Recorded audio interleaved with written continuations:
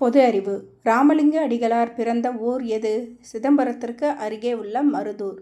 ராமலிங்க அடிகளார் வாழ்ந்த காலம் என்ன? 1823 முதல் 1874 வரை.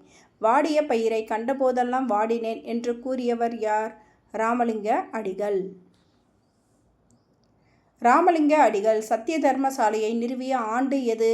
1867 வடலூரில் நிறுவினார்.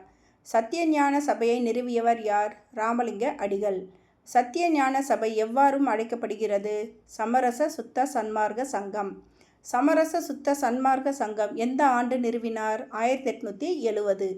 இசைக்கருவிகள் தவிர்த்து மனம் ஒன்றிடல் வேண்டும் என்று கூறியவர் யார்? ராமலிங்க அடிகள். வள்ளலார் அவர்களின் பாடல்களின் தொகுப்பின் பெயர் என்ன?